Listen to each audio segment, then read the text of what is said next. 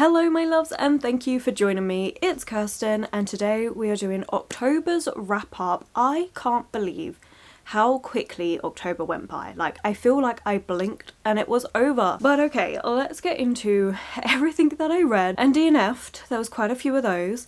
Honestly, physical reading this month really wasn't the one. I had a couple of amazing reads and then the rest not so much. But Kindle books on the other hand, they came in hot this month. Like, that really saved my reader month. But okay, we're gonna get straight into it. We're starting off with all the stats and everything. So grab yourselves a beverage. Let me know how your month of reading went. Like, what was your favourite? What was your least favourite? Was you disappointed by anything? Or did you have a fantastic reader month? Did you read much horror for spooky season? I did not.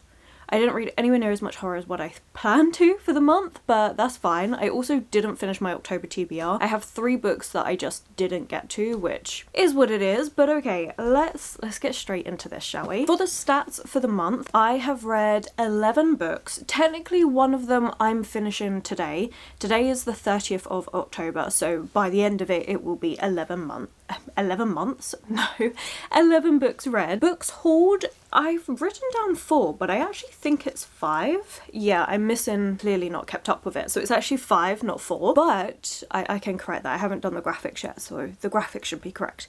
But amazingly enough, all 5 actually have a purpose. So one I've already read, and then the other 4 are all being read in the month of November. So that's really good. Like, again, my book buy-in is still pretty low, with being a lot more intentional if we compare it to the rest of the year.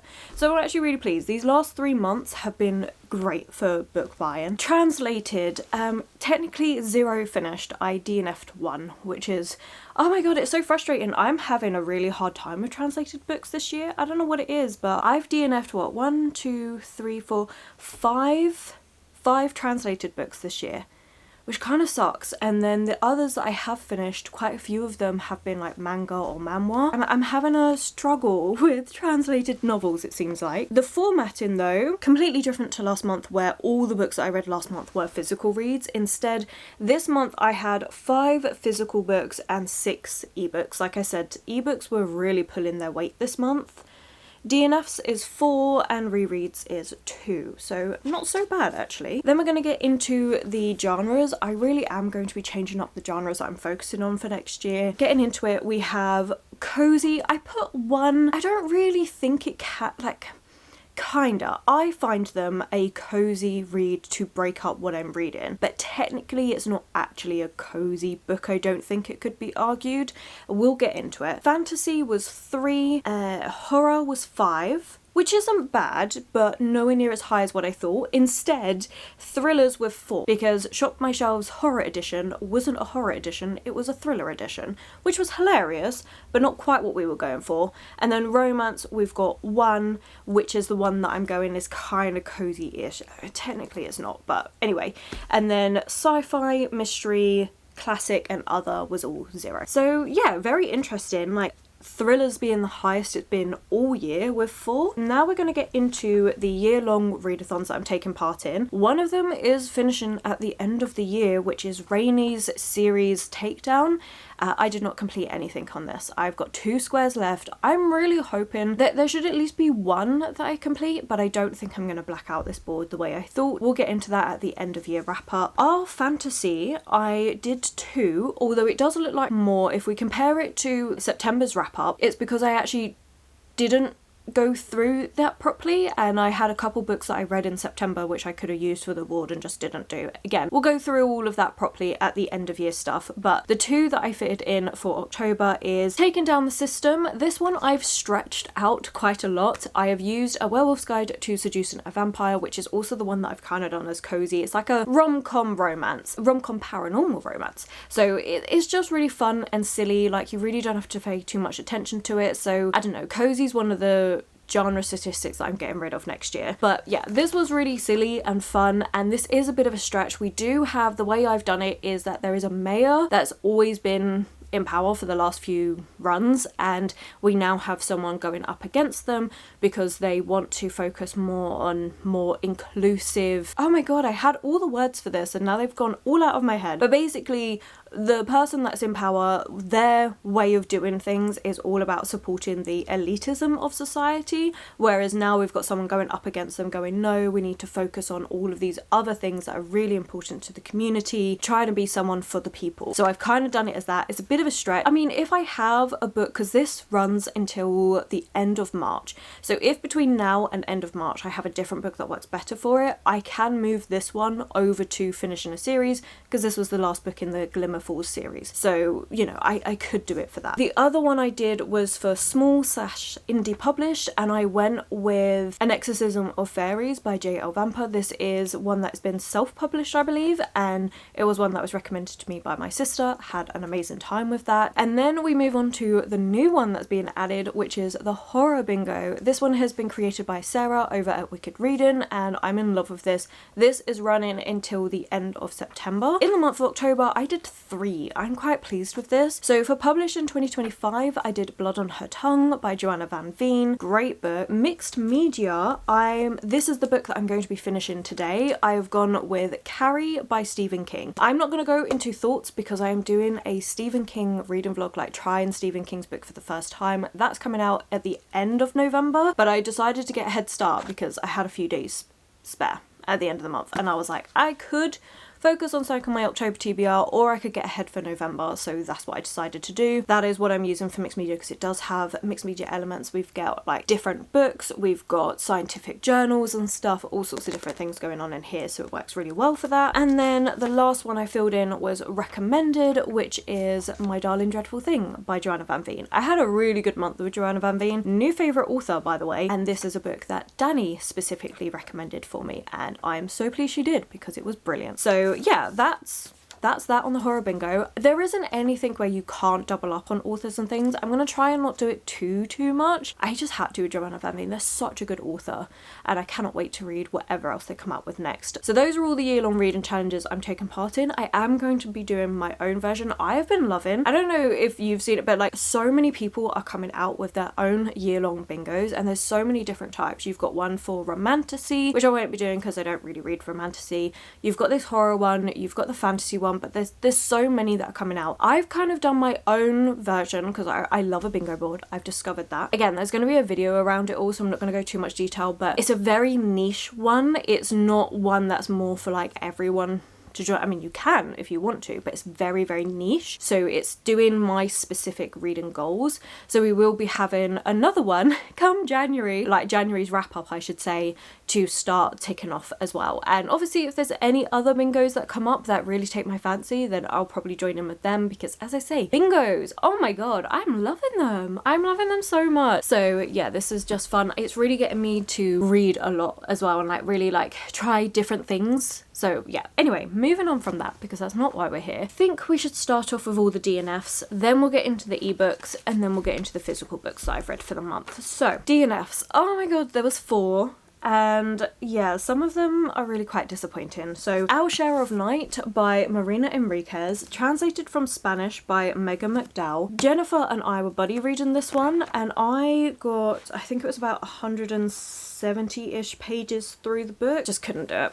I just ended up doing it. Well, I got to part 3. I started part 3. So wherever that, yeah. Part 3. Oh, so I got a bit further in. I got to like 217, I should say. It just wasn't for me. So I think I went into this with the wrong expectations. I was expecting a lot more of a horror novel, and that's not what this really feels like to me. It feels more historical leaning than anything else. We're following this family. So we've got Gaspar and Juan. Now Juan is Gaspar's father. Juan, I could be mispronouncing, I do apologise. I've also got a little bit of a cold, so that is probably not helping with the pronunciation of that. He is part of this cult. He's got this ability where he can commune with demons and the dead and all of these different things, and this cult is using his powers for it. However, the thing that's kind of frustrating with this is that we get so much description for other characters, other things that are going on that just feel so unnecessary, and then hardly anything about the cult. And the thing is, I can understand if we're not meant to know too much about it, that we're going to know that gradually as we go through the book. That would be fine if we then wasn't getting so much info dumping about backstories to characters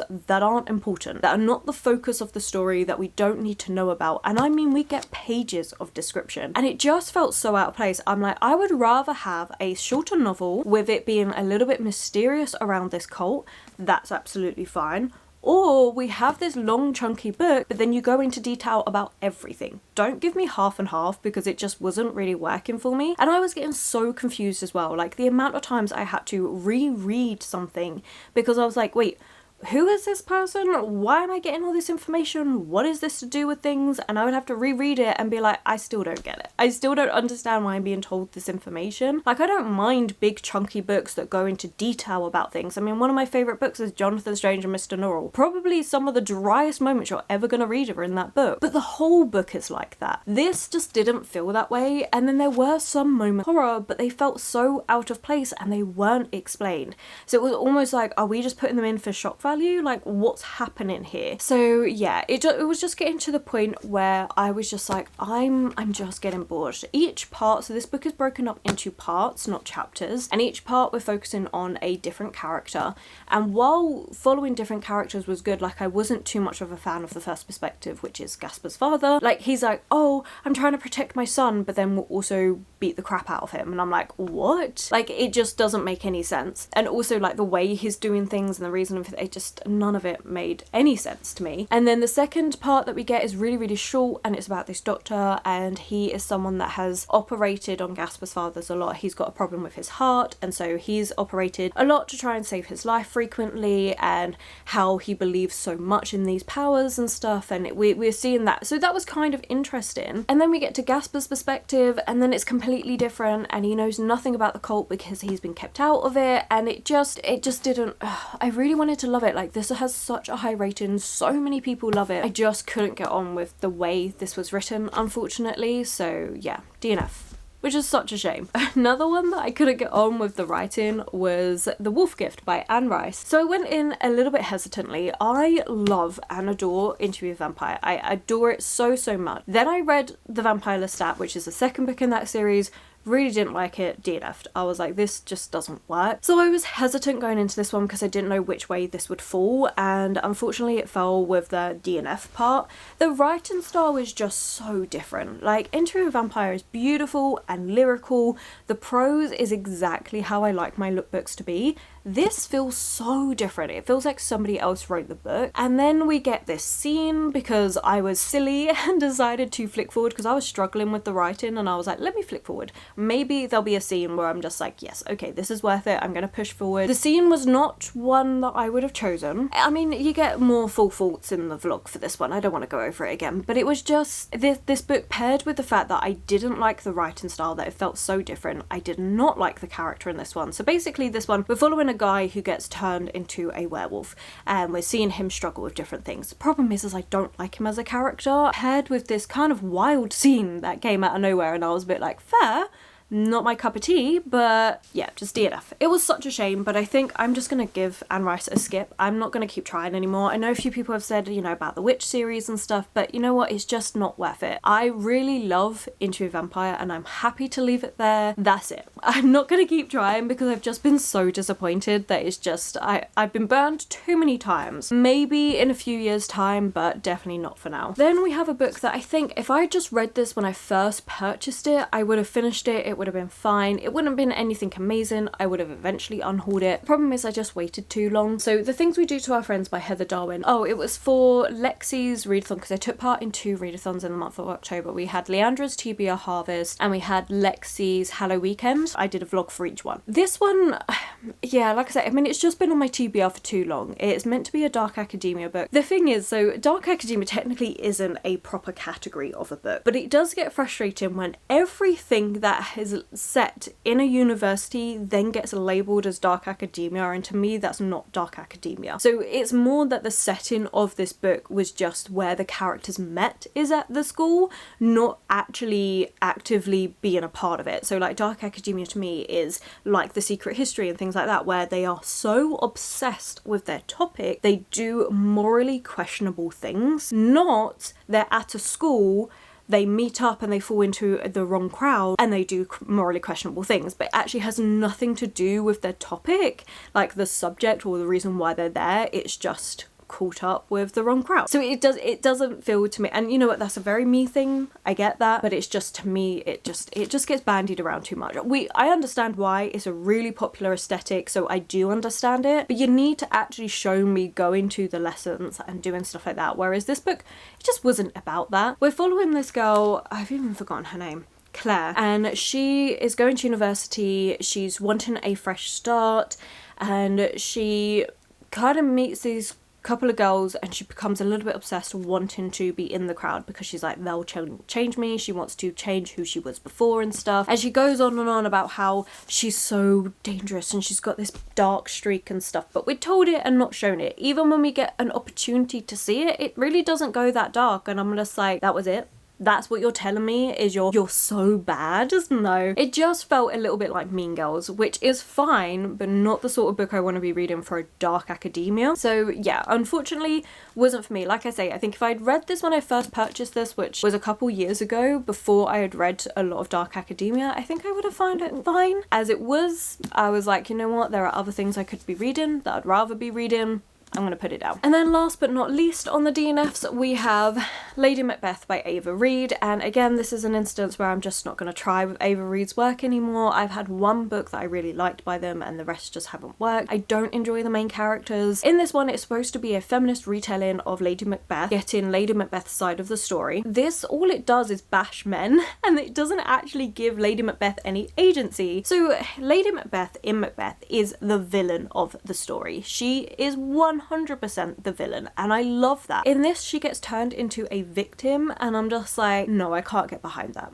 Like, I just can't get behind it. Even some of the decisions that were made, things that were added in which aren't in Macbeth, like, that's fine. I don't mind that. But you can't turn around and reduce Lady Macbeth from being this amazing manipulative villain to a girl that is just in over her head and is a victim in every, I didn't like it. I really didn't like it. So I actually read quite a lot of this book. I ended up like skim reading the majority of this book just to see, are we going to get things like with certain scenes that I really like in Macbeth, are they going to be in this? Just not for me. So yeah, Ava Reid's also another author I'm just not going to try with anymore. I was so disappointed in this, and I think it's worse because of how much I love Macbeth, and Lady Macbeth has always been a character that I really, really like. So to see her reduced in this way and then it be called feminist just because literally on every single page we're saying about how men just take advantage of women constantly and every single man is bad, that's not what I'm looking for. So unfortunately that's a no from me. And now we're getting to the books that I have finished for the month, and I'm not going to do it in a set order because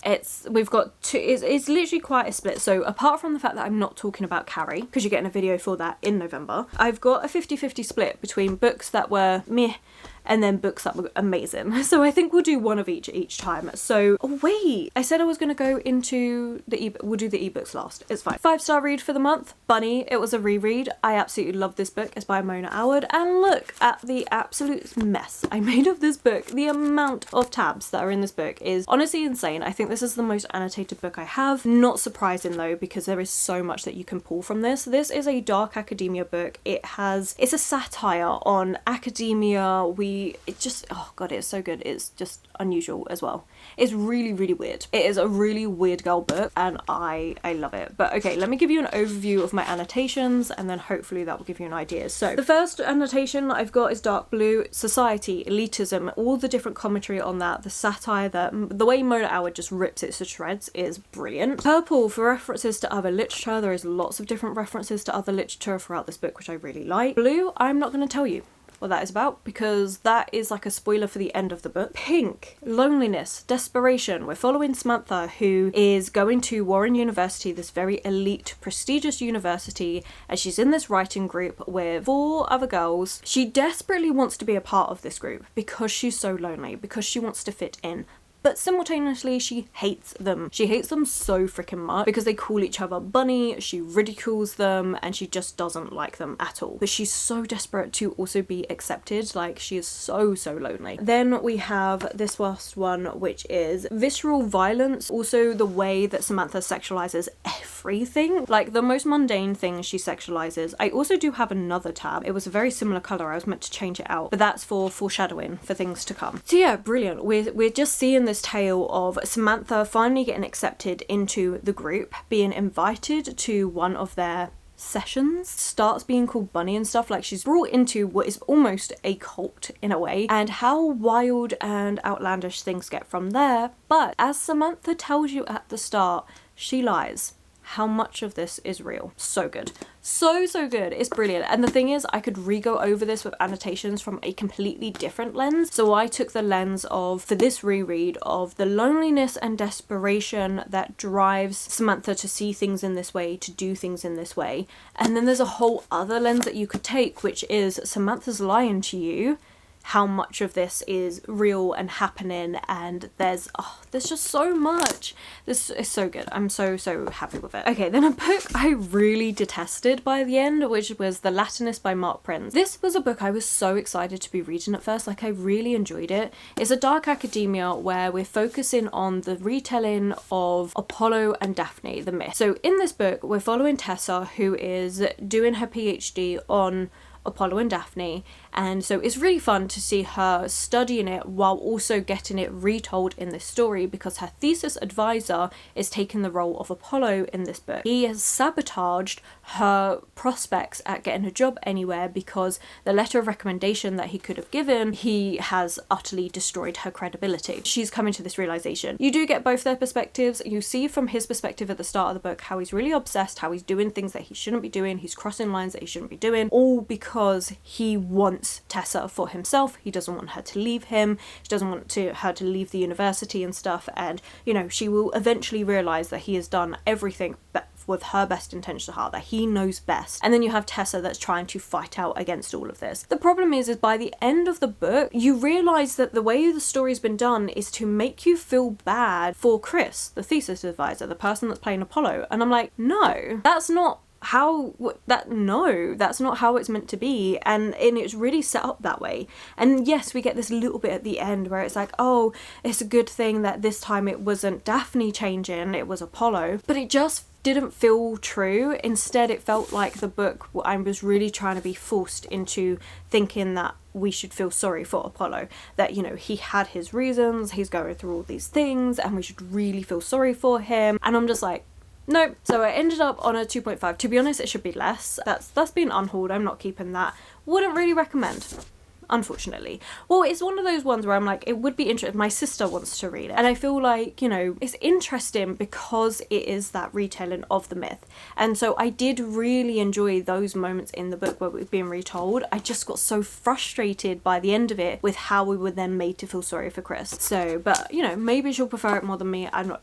Hopefully she does, but yeah, that just wasn't for me. But then we go to a book I absolutely loved, which is My Darling Dreadful Thing by Joanna Van Veen. As I said, this is one that Danny recommended to me, and I really loved it. This is a ghost story. We're following Ruse, and Ruse has this spirit companion called Ruth. The way this book is done is so interesting. So we've got it broken up so that we've got the narrative of what's happening with Ruse and Ruth and someone that they meet called Agnes, but we get it broken up with Ruse being kind of interviewed by this doctor. Doctor is telling Ruse how Ruth isn't real, that Ruth is a product of trauma for all the things that she went through as a child, because she went through some really horrible things, and how it's manifested in this so-called spirit companion only Ruse can see. And Ruth is able to take over Ruse's body, and that is why Ruse is able to do some of these very questionable things without feeling like it's her fault or anything like that, because she's not the one in control. So you've really got this question of mental health,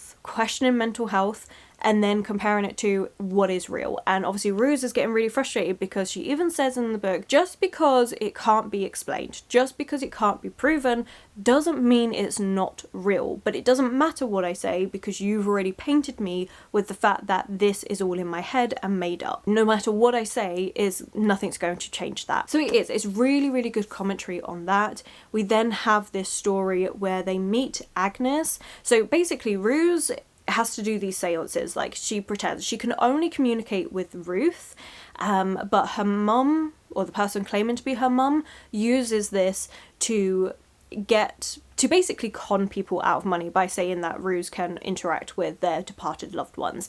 Agnes comes along to one of these seances, and from there we get the story starting between Ruse and Agnes. It's really good. We also have tie-ins to Turn of the Screw. Each part is started with a quote from Turn of the Screw. There is, I'm sure, more to Turn of the Screw, like more connections to it, but it's been a while since I've read that book, so I would have to reread it to pick up on all of those lighter ones. And the reason why I say I do 100% think that that is the case with this book is because I read Blood on Her Tongue earlier this month. We're going to talk about that one now, actually. So Blood on Her Tongue, by the same author, does the same thing but with Dracula. So in this book it's focusing on vampires. It's done in such a unique way. I really, really enjoyed it. There are scenes throughout that book that really remind me of scenes from Dracula, so that's why I think there will be scenes in this that are connected to Turn of the Screw. Like, they've all got their own spin on them, but you can see where the inspiration was from. Like, it really, really resonated with me. And in that book we're following Lucy, who has a twin sister. Twin sister is not doing so well, so she travels to see her sister. She's been getting loads of really worrying, disturbing letters about this bog woman that they found.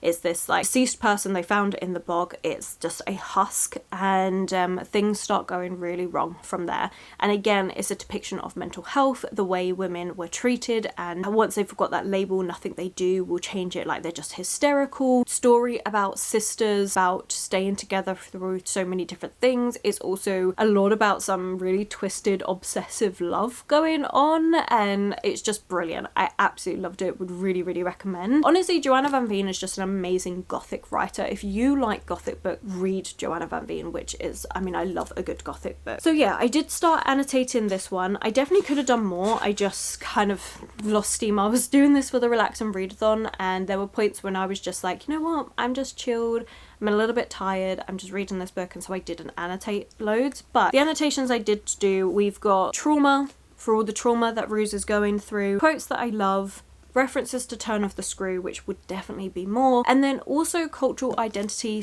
/ discrimination, because Agnes is Indo, and we get a lot of comments about how she wants to keep her cultural identity, that she doesn't want to lose that part of herself. And then Ruse is commenting on it, but why do you want to know the language and stuff? It's not like you're going to talk it here. And Agnes says, yeah, but you're not going to understand. You're not between cultures, you don't understand this, and that's fine. It's a position of privilege to be in, but then, you know, you're just being a little bit ignorant. There are great comments like that throughout this book that are just revolving around cultural identity and the discrimination that Agnes faced, and just the casual discrimination in general towards people that are different is commented on really well in here. And of course we have this love story, so it's brilliant. Okay, if you like gothic works, read Joanna Van Veen. Highly recommend. Both of these I gave like a 4.5. I really enjoyed them. I think I prefer Blood on Her Tongue slightly more, just because I mean, it's vampires and ties to Dracula. That's always going to win for me, but both are done so well, and I love the conversations around mental health and things like that. Like, it's just so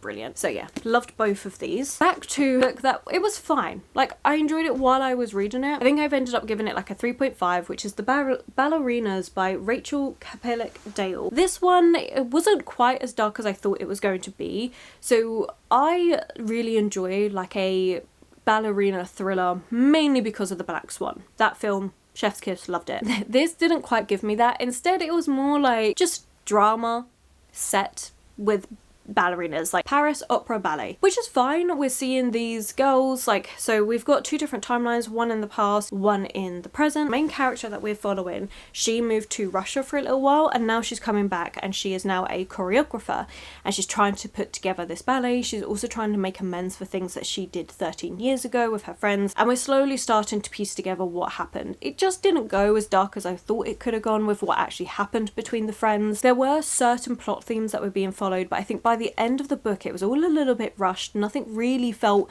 fully wrapped up properly. I just feel like this was a very, very slow moving book and you really had to wait till the end to get any like thriller aspects of this book, which is fine. Like, I still enjoyed it because I enjoyed the commentary about the ballet. I enjoyed the fact that we do have a little bit of criticism about the fact that it's so white centric, things like that, but it wasn't going into the amount of detail that I would have liked. It wasn't anywhere near as dark as I would have liked, but it was an entertaining enough read. Like, I was pleased that I read it. It's just not quite doing what I wanted, but I have had a couple of recommendations, especially for I Feed Her to the Beast and the Beast is Me, which is a horror young adult ballerina book, which I'm so excited to read. I definitely want to read that one, and I do think that one is going to be doing more of what I'm looking for in the books, but I'm still pleased that I read this one. So I mean, this one's been on my radar for absolutely ages, so I'm really pleased that I did actually read it. Even if it wasn't quite doing what I wanted, it was still a good enough time. But okay, now we're going to move on to the other ebooks that I've read for the month. So first of all, I had a buddy read with Danny with 50 Beasts to Break Your Heart. This was a short story collection.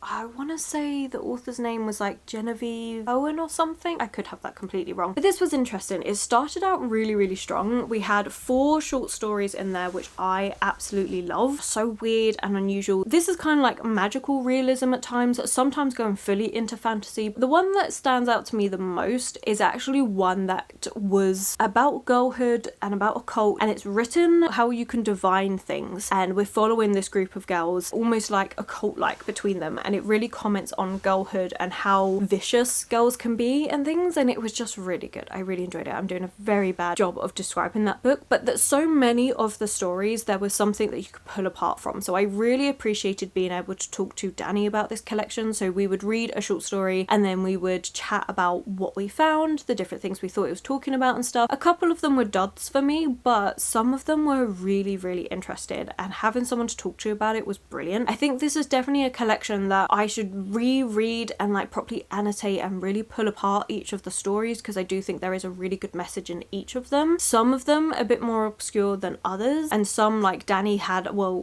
great insights for. Like, one of them was about a girl that kept drowning, like just constantly drowning. Danny made the comment about how that's actually almost like having an illness that keeps you separate from everyone else, whether it's an illness or a disability or something, and it just keeps you constantly on the outside, and how difficult that can be as a family member to try and deal with, and also how isolating it can be for the person. So that was really interesting, and it was a side of things that I didn't think about until she mentioned it, and I'm like, actually that's so true. There was so much that you could discuss about this short story collection. So if you're interested in a short story collection that's just a little bit weird and unusual, I would recommend giving this one a try. Maybe see if your library's got it. I also reread Bat Eater. This was the Discord book club pick for the month. Upon reread, I would actually lower my rating, so I gave it a 4.75 the first time I read it. And while I think that is accurate for all of the themes that this book is discussing, because this book is set during the pandemic, and it really, really discusses the hatred that came out towards Asian people because of COVID. And you really see that. Like, that's where the true horror comes into this book, is the way that our main character Cora is treated. And the first opening scene is Cora and her sister waiting for a train, holding some toilet roll because, you know, that was really hard to find. Her sister then gets pushed in front of a train and someone shouts Bat Eater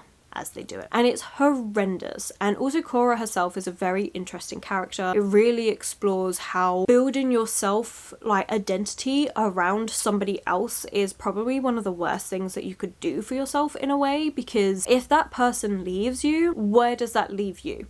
And that's what we see Cora, like, she is just free falling. She has lost her anchor. She doesn't know who she is. She doesn't know what she wants. She just is kind of falling apart. She also has like extreme OCD, and I just found her so interesting to follow. I thought she was such an interesting character, and again, all of the themes in it were brilliant. But there is a couple of scenes towards the end, and this is the main reason why I wanted to reread. I feel like I did reread it too close together because I first read the book in July. The ending, there's a couple of scenes that I just feel like we probably didn't need. It was adding to the horror element of it all, but we just probably didn't need it. And I felt that way when I first read it. And when I first read it, I was going to give this book like maybe a 4.25, something like that, because I did love it. Like, I loved Hungry Ghost side of things, learning about all of that from Chinese culture. Like, that was brilliant. And also seeing Cora stuck between two different cultures because she's Chinese American, how she's got two different aunts that are pulling her in different directions. One that's going like Christianity, American, you know, pulling her in that direction, and then the other aunt that's going, no, embrace your Chinese culture and all of this stuff. So she just feels like she's being pulled in two different directions. So I thought that was a really interesting commentary as well. So there is so much to this book that I really liked. Like, theme wise, 10 out of 10. Something about the writing though, I don't know, I don't love it. Like, if I was comparing it to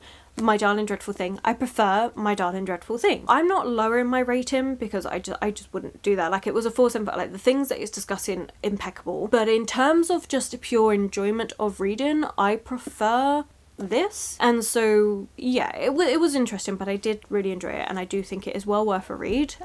It's brilliant. It also sparked off some really interesting discussions over on Discord, which was great to see. Then we have A Werewolf's Guide to Seducing a Vampire. This is by Sarah Hawley, finishing off the Glimmer Falls trilogy, and this was a book I just picked up because I needed something that was head empty, no thoughts, a really fun, easy breezy read. This is a rom-com, paranormal rom-com. It is ridiculous, but I had so much fun with it. This subplot really wasn't that interested in with the actual Maya theme that I used for our fantasy. I actually just wasn't interested in it. But the romance side of things, it was just really fun and silly. I think I gave this one like a 3.75 overall. It was exactly what I needed in the moment. These are the sort of books where I wouldn't reread them, but they are great palette cleansers. They are great to just break up what I've been reading. I know I'm going to find it a little bit silly and entertaining. In this one, we're following Ben. I didn't really like the first chapter, but we're following Ben, who feeling a little bit sorry for himself at his friend's wedding because he's not in a relationship and is a werewolf that doesn't enjoy being a werewolf, and he's an overthinker, and he puts a lot of value in what he can do for others, not so much for himself. Then his world gets turned upside down when this vampire comes roaring into his life, and it's hilarious. It is really good, and we see the character growth, and it's just a lot of fun and silliness. It's never going to be the best thing you're ever going to read, but it's entertaining enough. Like, it's a silly fun time. I think the other two books in the series were stronger in terms of plotline and everything, but I enjoyed the romance. It was silly and fun and a little bit spicy, and yeah, it was what I needed at the time, so I'm pleased with that. And then we've got An Exorcism of Fairies by J.L. Vampire. This one, as I mentioned, was a recommendation from my sister, and yeah, I really liked it. She said this was very much a you book, and she was right. So it's all set in